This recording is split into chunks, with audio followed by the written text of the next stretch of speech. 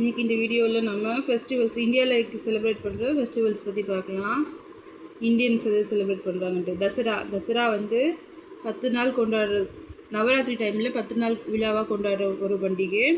ராமநவமி, ஸ்ரீராமர் பிறந்த நாள் தான் நம்ம ராமநவமின்னு செலிப்ரேட் பண்ணுறோம்.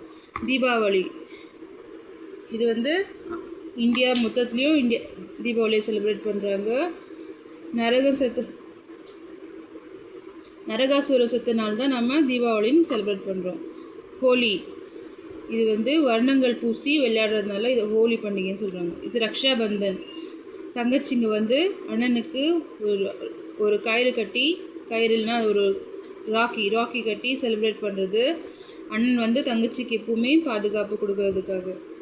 ஜென்மாஷ்டமி, ஸ்ரீகிருஷ்ணர் பிறந்தனால வந்து அவர் அஷ்டமி அன்னைக்கு பிறந்ததுனால ஸ்ரீகிருஷ்ணர் ஜென்மாஷ்டமின்னு சொல்லி செலிப்ரேட் பண்ணுறோம். கிறிஸ்மஸ், இயேசு கிறிஸ்து பிறந்தனால தான் கிறிஸ்மஸாக செலிப்ரேட் பண்ணுறோம். ஓணம் பண்டிகை வந்து கேரளாவில் கொண்டாடுவாங்க. அன்றைக்கி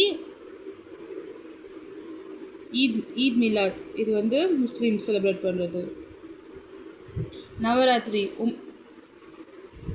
நவராத்திரியில் 9 நாளும் அம்பனுக்கு பூஜை செய்து வழிபடுவாங்க.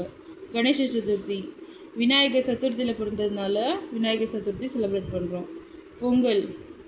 பொங்கல் வந்து ஆல் ஓவர் இந்தியா செலிப்ரேட் பண்ணாலும் தமிழ்நாட்டில் வந்து பொங்கல்னு பேர் வச்சுருக்காங்க. ஒரு ஊரில் சில இடத்துல சங்கராந்தின்னு செலிப்ரேட் பண்ணுவாங்க. இது வந்து அந்தந்த வருஷம் நம்ம விளைச்சல் விளைஞ்சி சூரியன் பகவானுக்கு பூஜை செய்கிறதுனால இது வந்து பொங்கல் பண்டிகை கொண்டாடுறோம்.